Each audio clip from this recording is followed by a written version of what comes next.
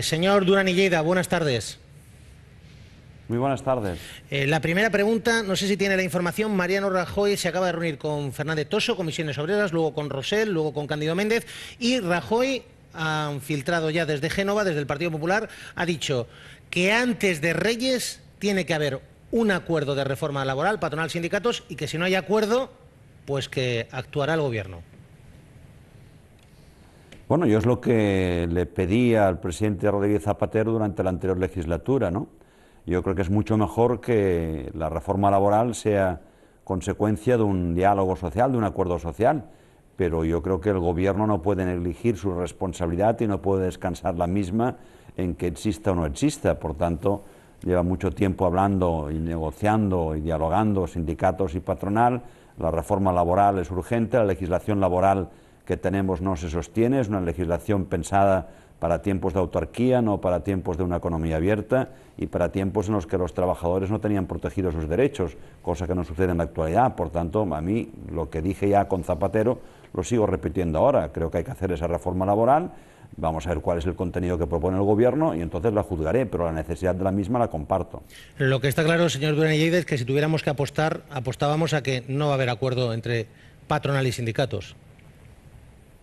Pues no lo sé, fíjese, en Cataluña patronal y sindicatos han sido capaces de ponerse de acuerdo en todo lo que hace referencia a negociación colectiva, en líneas muy parecidas a las que precisamente impulsaba Convergència i Unió, y es un buen camino. Yo creo que lo que está sucediendo en Cataluña debería ser tomado como ejemplo, en este caso, en el diálogo social. Evidentemente, el Gobierno no puede, mediante decreto o ley, fijar salarios, sin embargo, los partes, los sindicatos y patronal sí pueden ligar cada vez más salarios a productividad, sí pueden acercar, en el caso de la pequeña y mediana empresa, fundamentalmente en este supuesto, la negociación al ámbito de esa empresa, sí pueden hablar de lo que es absentismo laboral. Todo eso en Cataluña se está haciendo, por tanto podría hacerse perfectamente en el conjunto español. Ayer se acreditó usted como diputado en las Cortes, en el Parlamento, y además tuvo un encuentro, primer encuentro con Soraya Sáez de Santamaría, digamos una de las líderes del Partido Popular, la mujer fuerte del que dicen va a ser el futuro gobierno de Mariano Rajoy. No sé qué tal fue el encuentro, estuvieron ustedes charlando. Esta vez es una cosa clara, el PP con mayoría absoluta tampoco necesita convergencia, pero ¿van a contar con ustedes? Bueno, mire, en la historia parlamentaria de necesitar a Convergència i Unió se le ha necesitado en la época del 93-96 Felipe González y 96-2000 Aznar. Sin embargo, Convergència i Unió siempre ha sido un grupo de referencia, siempre ha sido un grupo que ha destacado en todas las legislaturas, haya o no haya mayoría absoluta. Hoy el Partido Popular, como usted recuerda, tiene mayoría absoluta, por tanto, cuantitativamente puede prescindir de la colaboración de cualquier otro grupo parlamentario.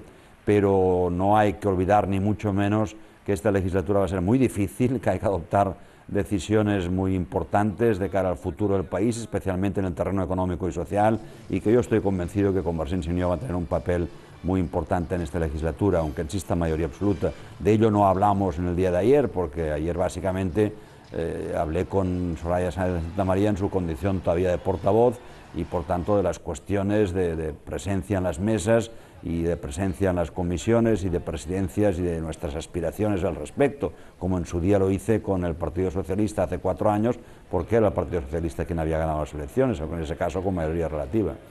Señor Duran i Lleida, ha conseguido usted un resultado histórico, el mejor resultado de la historia para Convergencia en el Congreso de los Diputados.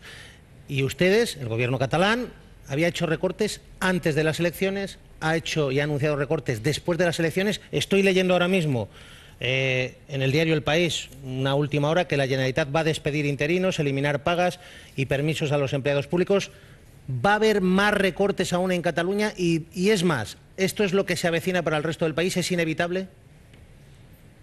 Vamos a ver, yo creo que Convergència i Unió, desde el primer día que tomó posesión el presidente Mas, y después lo hemos reiterado por activa y por pasiva, antes, durante, después de la campaña electoral, tenemos un objetivo obligatorio, y es que el 4,2% de déficit que hemos heredado del tripartito, 8.400 millones de euros, tiene que reducirse forzosamente, porque así nos lo exige la Unión Europea, así nos lo exige el Gobierno del Estado. Por tanto, no nos queda otro remedio. Es decir, nosotros no somos los causantes de esa situación, los causantes son quienes antes no supieron administrar durante 7 años el Gobierno de Cataluña. Nosotros les dejamos un déficit del 0,1% y recibimos a cambio el 4,2%.